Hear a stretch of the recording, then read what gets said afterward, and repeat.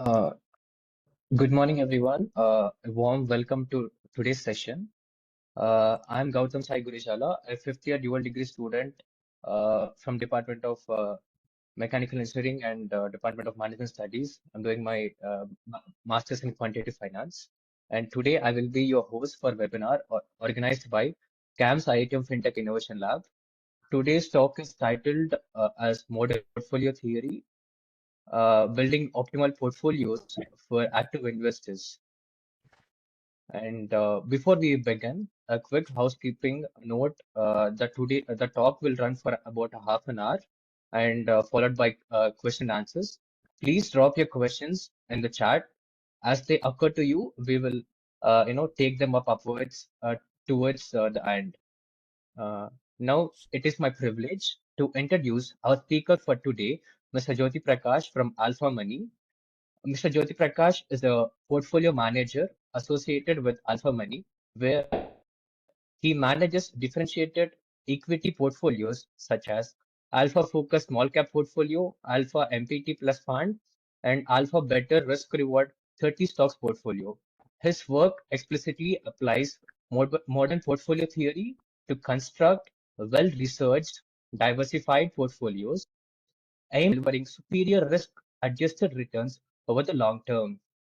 With a strong blend of theory and hands-on portfolio management experience, he is uniquely positioned to speak about modern portfolio theory, how actually works in live markets and in active investing. Thank you very much, sir, for taking the time to join us today. The virtual floor is yours now. Yeah, thank you for inviting me. Let me share the screen. Second.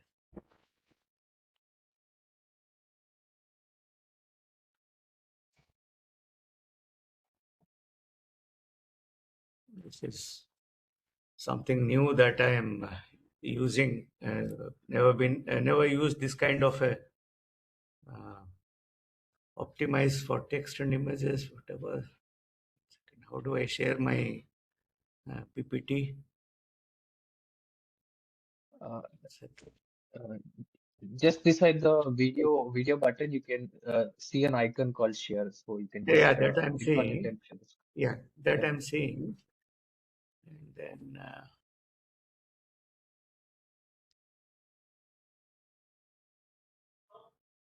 click share to help me. PPT was the window में जो yeah. Okay, thank you, Sankal. Is this all? You guys can view the PPT? Yes, sir. We can see the screen. Yeah. Okay, so this session is about this particular fund of ours, Alpha MPT Plus Fund. It has a track record of more than 2.5 years now. So reasonable track record, but not a very 5-year, 10-year kind of a track record. So I came on board this company around that few months prior to this launch, and prior to this, I was working with a life insurance company, private life insurance company. And when I came on board here, so we had to launch PMS, Portfolio Management Services. The whole challenge, and there are, let's say, hundreds of portfolio managers. And what is it that we could do differently than the regular portfolio managers? And the choice fell on modern portfolio theory. I did have a brief encounter with it when I was there with a life insurance company. And we also had a very seasoned colleague who had earlier worked with the leading banks, etc., and family offices. And so together, it was we thought, let's do something differently, and that is why the choice fell on MPT. And so no regrets. 2.5 years later, it has worked out very well for us, as seen from the fact that even IIT Madras seems to have come to know about this fund from wherever, and we are today privileged to talk to the students there. I've been to your campus. It's one of the, I think, most beautiful campus in this country, and so yeah, so we'll start with that.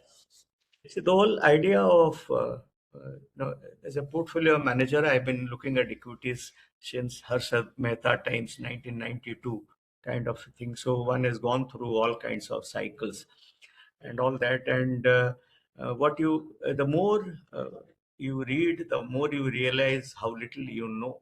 So, and one of the things that markets teach you is that uh, uh, there will be eustress, there will be distress, and you have to somehow navigate it well. Not because you may have emotions, the market doesn't have emotion.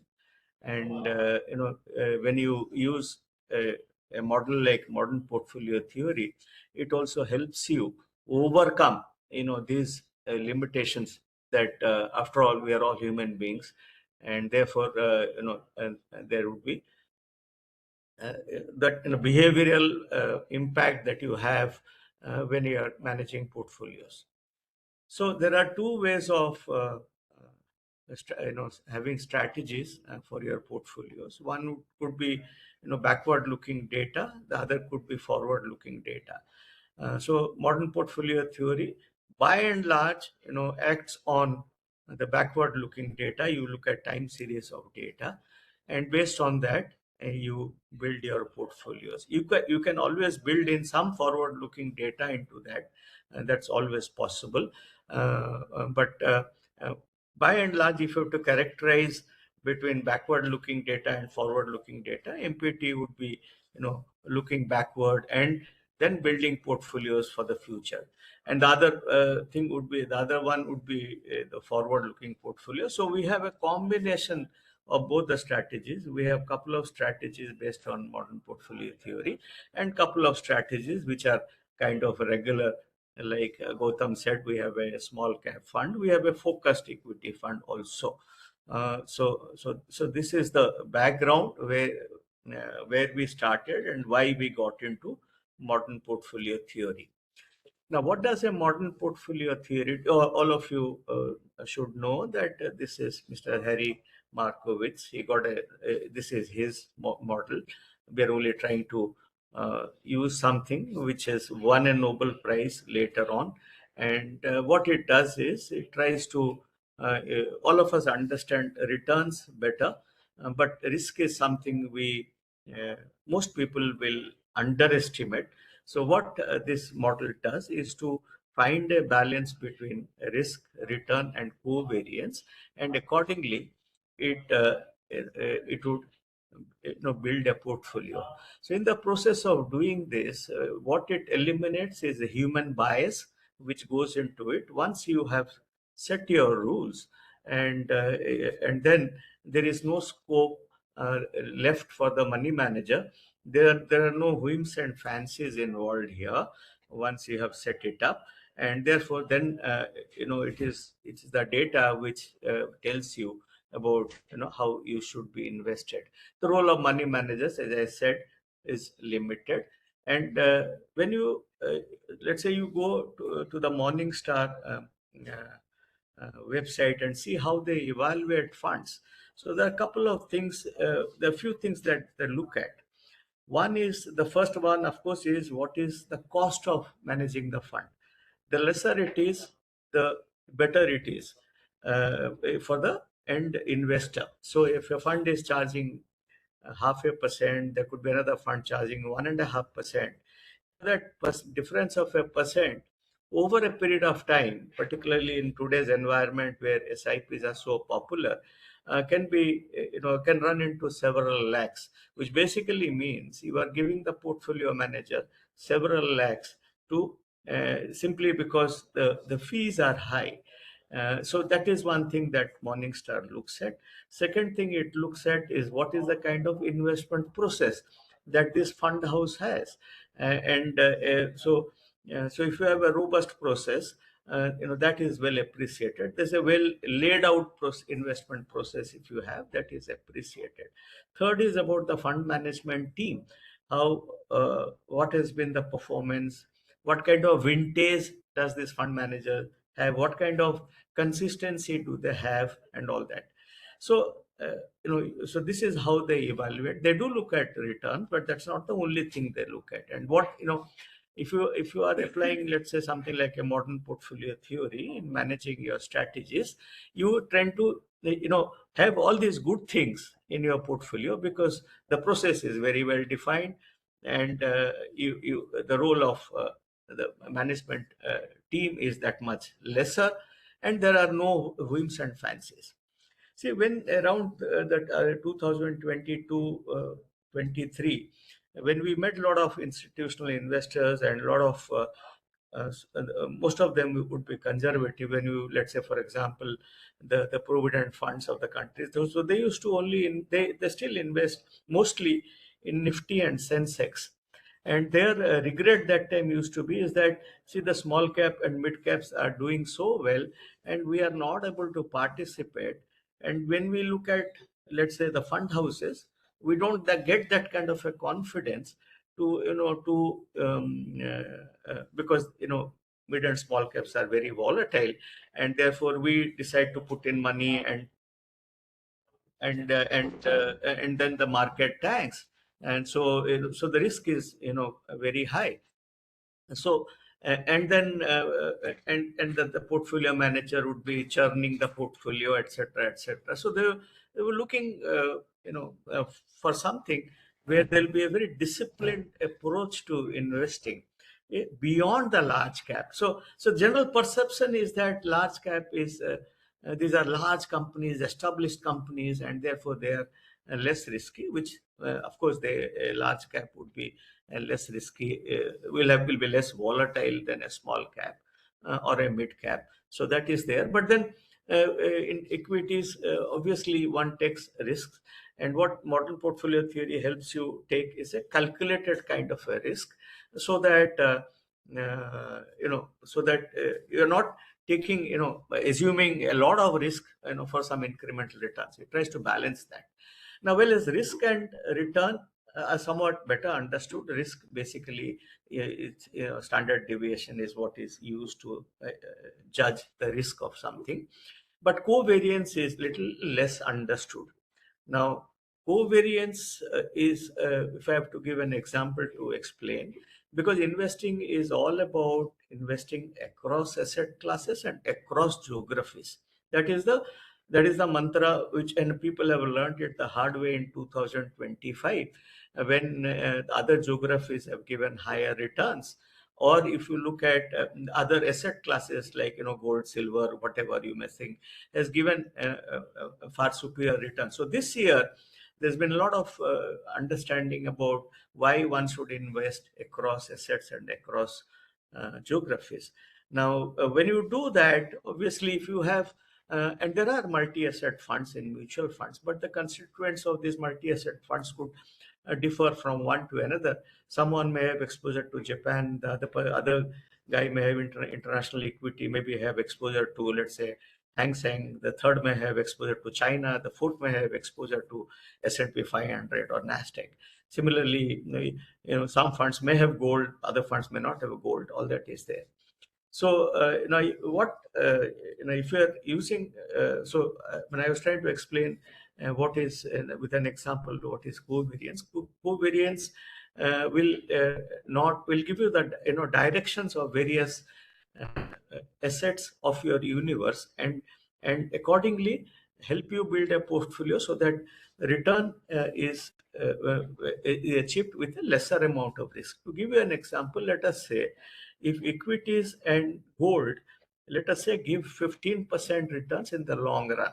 Okay, just for an example, both the assets give 15% return, but the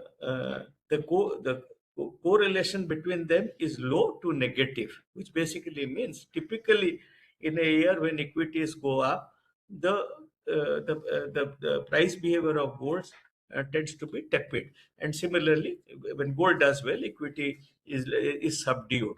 This is typically what happens. 2025, of course, has been a bit of an exception, where most asset classes have done well.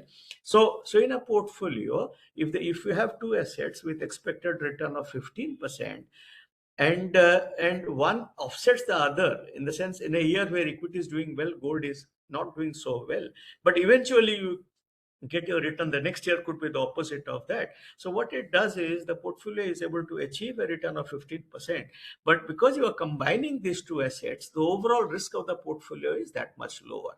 So that is what it does in a very simplified manner.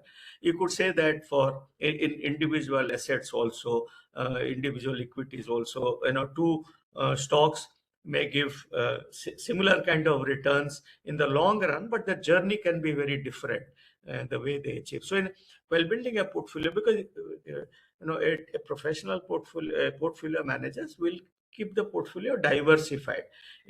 For me, when we talk about individual names, you should have about between 30 to 35 names, and beyond 35 is what I call as diversification and not diversification, because it does not add value.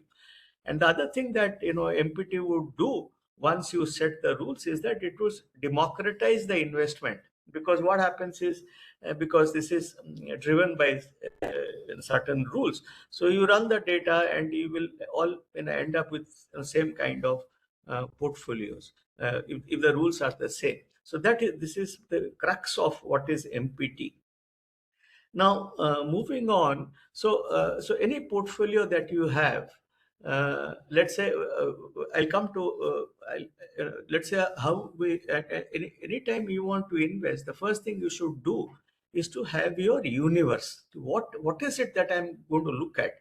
That has to be defined, particularly for institutional kind of investors. It is not that randomly some stocks, there's IPO today, let me subscribe, tomorrow something else has got something. So that's not how investments happen in institutional kind of setup. What you have is very professional kind. So first thing is to define the universe. Now my definition of universe could be different from yours, and because we are running a particular fund, and therefore I will tell you how, why and how we have done it. So basically, a lot of our clients are provident fund clients, and they can only invest in stocks which are part of the derivative segment. So we start with, let's say, NSE 500, and then we remove those names which are not part of the derivative segment. As I said, selection of universe is your methodology could be different from mine. I'm just saying what I'm doing. This is not necessarily the best way of doing it. So we have 206 stocks which are in the F&O segment today. Out of that, because as I said, this is backward-looking data, and for our purpose, we are considering only those companies which have at least 11 years of trading history. Why 11? Why not 20? Why not 8? Now that can be questioned, because when we tried doing it for more than 11 years, the number of stocks in the F&O segment with it, trading history of 11 years, the number was coming to be too little. So the universe itself would have been very small. So we chose 11 years. So you have 143 stocks which have 11 years of trading history. Out of that, obviously you look at, the only, as I said, even in MPT, you can use forward-looking data, to improve your universe and to improve your decision making. So we do take certain qualitative things like, there has to be proper research available, because even if I am using a modern portfolio theory, the regulatory standards in India is very strong. The regulator can, suppose I pick up a stock and it has no research, and let's say I happen to buy, and then I have to do the primary research for that name. So, and otherwise the regulator will ask you, give us the rationale about why you have bought. I can't tell them, though, I am using MPT, therefore I am not supposed to give you the rationale why I bought this. That it doesn't work. So in terms of forward looking, one of the things that we have kept is that it should be adequately researched and must have an investment grade rating. So that eliminates another 22 names. Okay, so it's a filter. It helps us to to invest in qualitatively stronger names. And after that, we've kept a cutoff of 10,000 crores of market cap. So today, most companies, all the companies in the derivative segment have have a market cap higher than 10,000 crores. So we don't eliminate anything there. So now suppose I invest in all these 121 names in an equal point, let's say 0.8 in every stock. Okay, then this portfolio is expected to give a return of 25 from 0.9%. From where we got this 25.9, I'll show it to you. The standard deviation is 28.2%. Okay, so this portfolio, if I invested in all the names equally, would give me this kind of a return, and with a Sharpe ratio of 0.68. Now, what is a Sharpe ratio? Sharpe ratio is a way to measure the risk-adjusted return of a portfolio investment. Okay, so all of you would know about it. So if I don't do anything and I blindly invest in all the rest, this is the return that I'm using. Now, the whole purpose of using a modern portfolio theory would be, if can the returns be increased, can the risk be reduced? Okay, so that is the whole thing, and that is what the MPT does. And now moving on, so then obviously we talked about return, risk, and covariance. So there's a way you calculate. So we are doing it for 1 year rolling returns for every stock. Now you could do it for 3 years. Your you could say that will give better results. You could do all kinds of back testing and do. What we do is we use 1 year rolling returns for 10 years. So you have 11 years of data, so that you can get 10 years of 1 year rolling returns. So then for every individual stock, you calculate the return, you calculate the risk, and you calculate the Sharpe ratio. So these are the three things that you do it for every stock, and then you arrive at the covariance matrix. So covariance will be if you number of stocks. So for 121 stocks that we there in our universe, we have to calculate 14,641 covariance numbers. Okay, now once you have this number, so what the good thing about MPT is that it allows you to have constraints. Now you could have any kind of constraints. The constraints, so if you can always run an unconstrained portfolio and see the results. So we've done all this kind of back testing, or initially we done all that. So why have constraints? Because you are managing, I'm not managing personal money. I'm managing institutional money who otherwise would invest in Sensex Nifty. So therefore, I want to pick quality stocks. I don't want to make it too concentrated from sector's point of view. So that being the logic, what we did is that we took BSE 100, which is representative of large cap, and looked at what is, and every time we run it, we update this, because the weights keep changing marginally here or there, and every 6 months when the constituents change, the weights do change. So I try, I put this as a constraint, and I have to obviously leave one open, and which is the financials for us. And so that is how we set the constraints, and then we run the modern portfolio theory. So what it will, and then there are other constraints like how much exposure I want to have in a particular stock, etc. As I started off by saying, I'm very comfortable having 30 to 35 names. You could be more comfortable with 20 names, or someone else might be comfortable with 45 names. There is no hard and fast thing about it. So so if you have a constraint, a stock constraint also, it'll accordingly, what happens is, then when you run the MPT, so when every time we run the MPT, it calculates about 150 portfolios. So, and then calculating this 150 portfolios, then it picks the portfolio which has the highest Sharpe ratio. So that is the portfolio that is for us, and typically it has between 30 to 35 names. So like I said, can this portfolio on an expected basis, can it erase the return? Yes, it does. The choice of stocks which we have selected increases the expected return from 26 to about 30%. It reduces the standard deviation from 28 to about 17%, and increases, nearly doubles the Sharpe ratio. So it has helped you to select 33 good names, and the expected return from this is higher than that of equal weighted portfolio. The risk is lower, the Sharpe is almost double. This is what it does, because today's world, you will be reading more about it. Globally, there is a move from active to passive, simply because active portfolio managers are underperforming.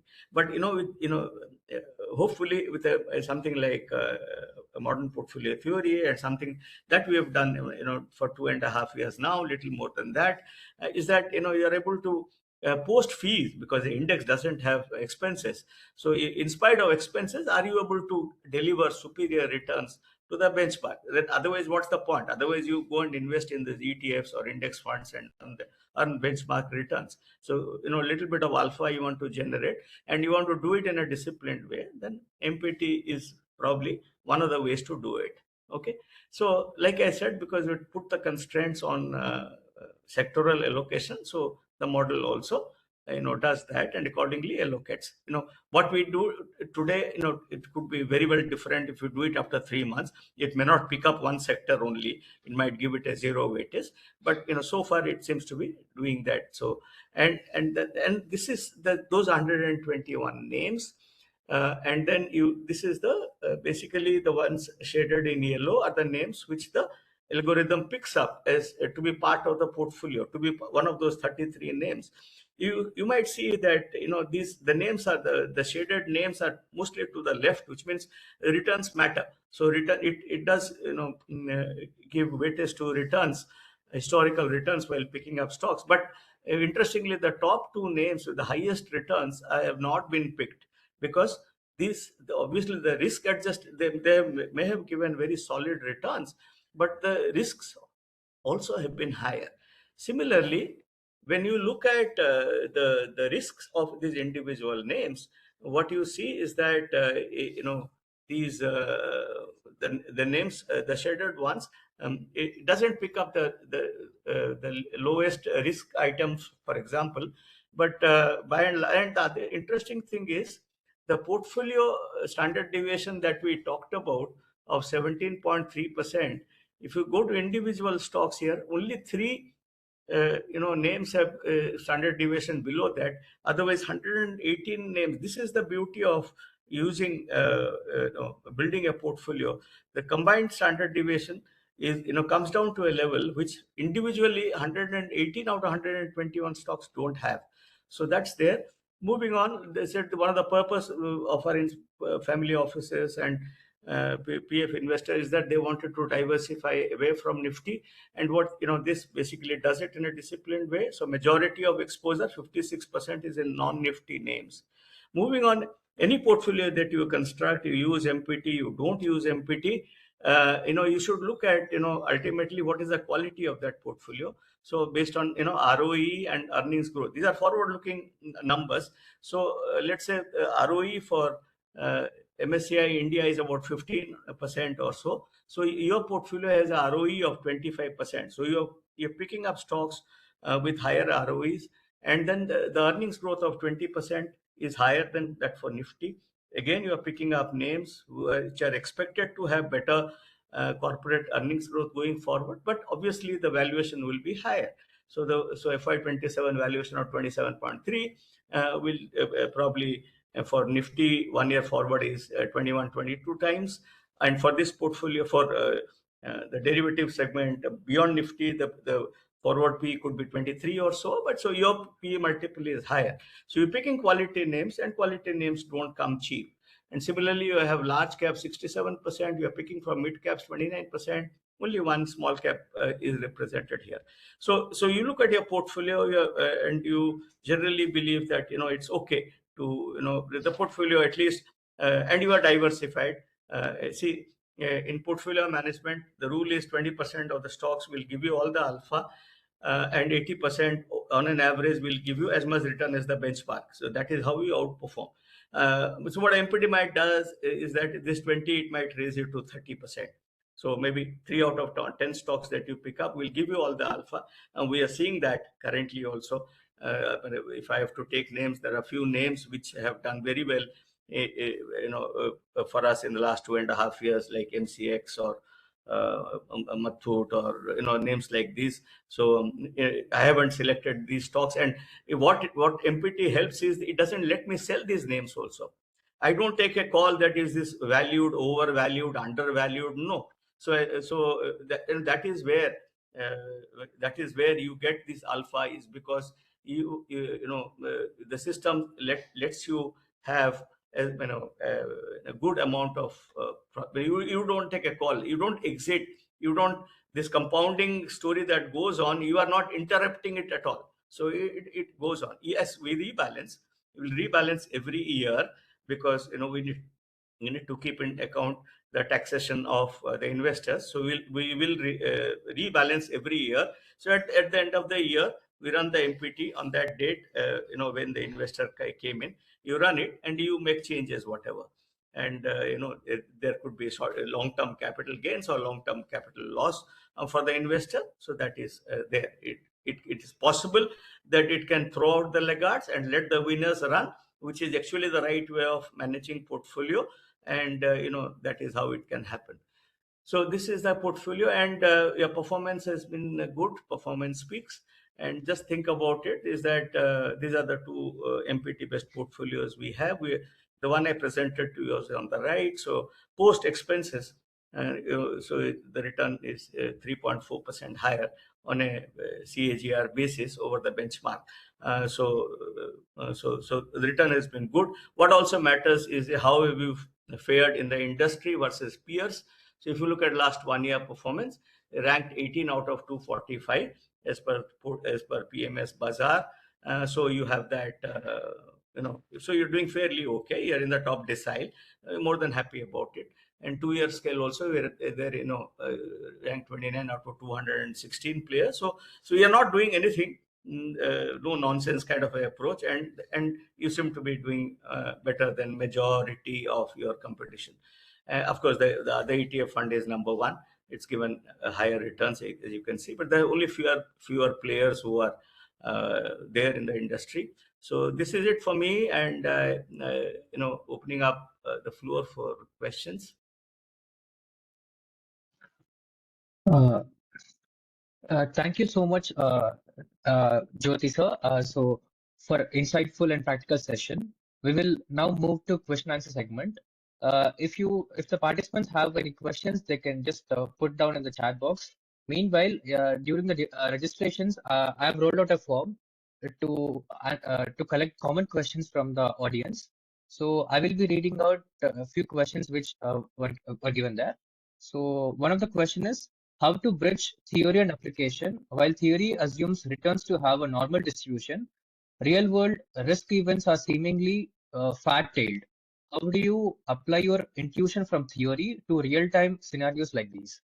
Is one of the questions from the participant. It's about duration. Okay.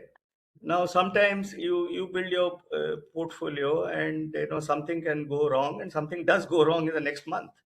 For example, I remember when we started it, we had one of the PSU names in the portfolio, and there was some regulatory decision which came, and the stock went down by 20%. And so these things will happen. The only way with this comes with experience, is that you are taking a 3 year view, you are taking a 5 year view, and eventually you may underperform in the following month of your launch, or an investor comes in today, might underperform for next 3 months. Hopefully, if they over a three-year period, 5 year period, there'll be other stocks which will uh, you know take the returns higher, and hopefully overall experience will be good. So it's about not getting not panicking, and definitely MPT doesn't let you panic. It tells you to invest in X number of stocks, and you do that.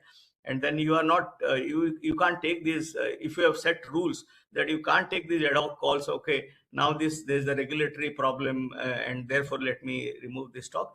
The other way you manage it is that you are also kind of limiting your stock exposure. So one stock doesn't kill you. You live for another day, even if something were to go wrong. So these are some of the things. For example, somebody might run a MPT and say that, well, I only have 16 names, 15 names. Now that would make it very volatile, and may, the experience of the investor may not be very good. So with experience, we, also read a lot about all that is coming out of US universities in terms of diversification and what is the right number. So all that has kind of helped us in the last 2.5 years. Initially, there was a bit of stress because we really, there was no,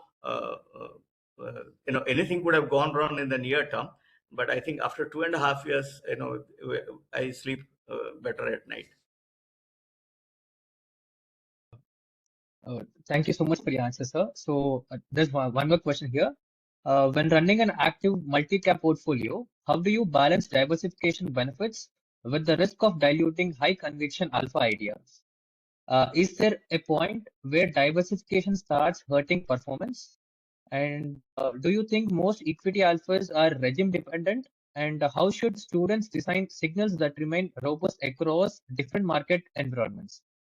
See, this regime thing, during a particular year also, you will be told that, this is the 1970 regime when inflation happened, gold went up, a rate hike happened.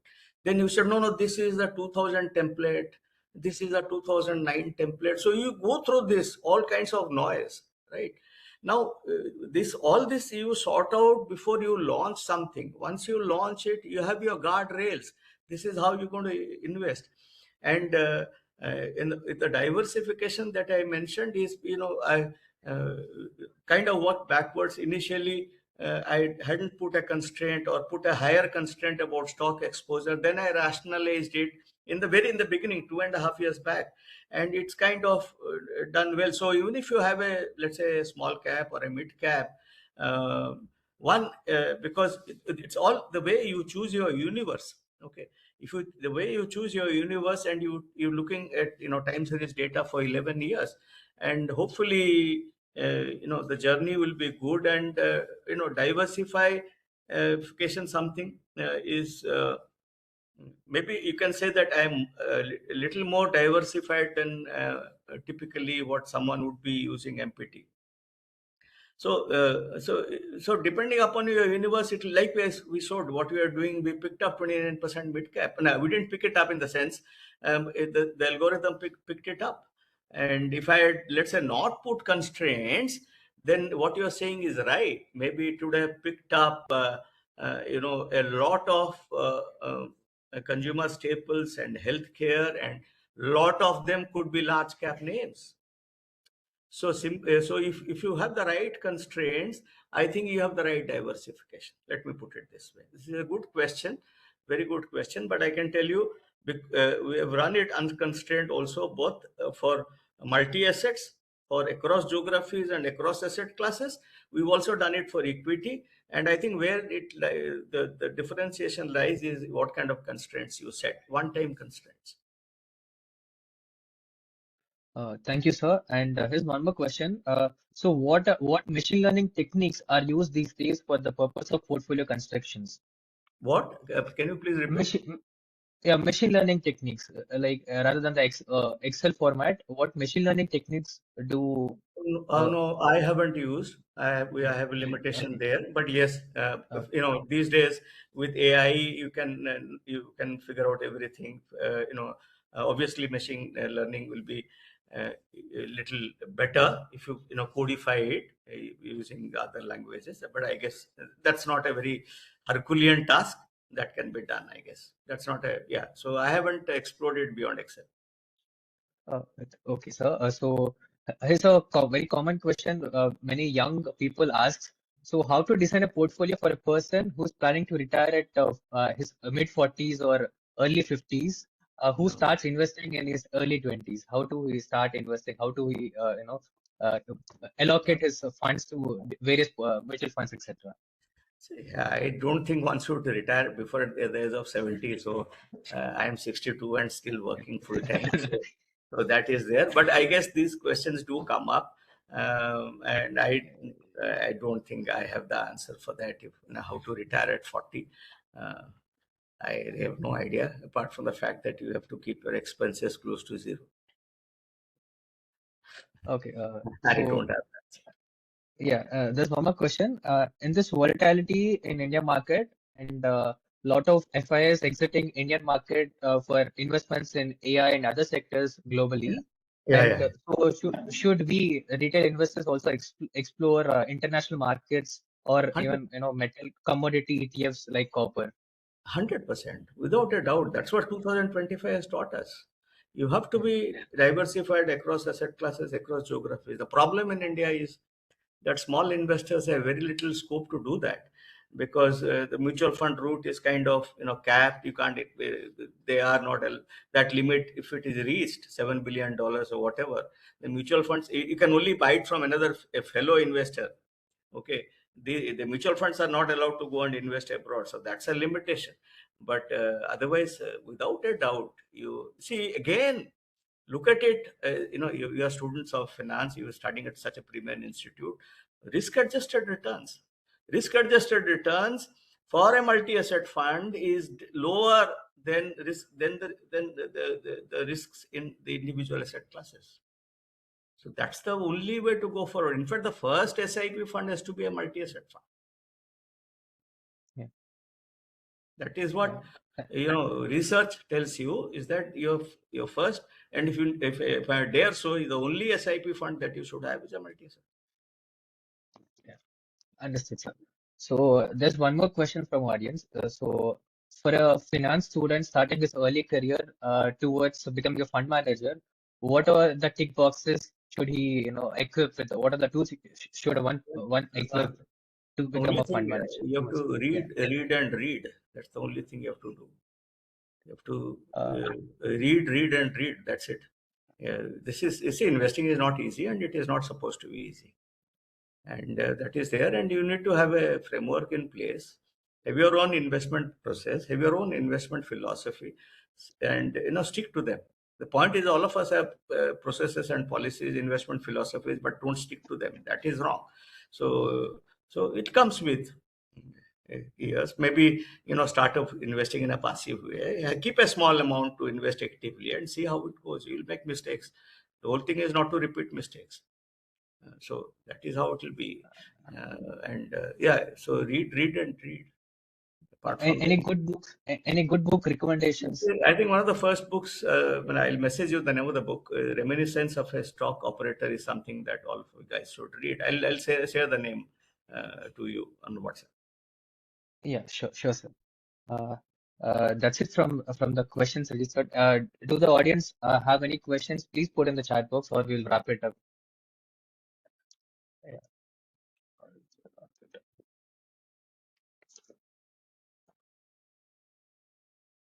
Uh, I think there are no more questions. So let's end this session. So Okay. thank you so much, Thank Jyoti Prakash, so for you. patient answering all the questions and for sharing such clear practitioner and question and answering the question, practitioner-oriented insights on modern portfolio theory and active portfolio constructions. So on the behalf of IIT Madras and CAMS IIT Fintech Innovation Lab, I would like to sincerely thank you for taking the time to speak to us today, and I also thank all the participants for joining and engaging so actively. Yeah. Okay. Thank you. We look forward to hosting you again in the future and to see everyone in the upcoming CIFIL events. Have a great day, sir. Have a Thank you great very day. much. Thank you. Bye.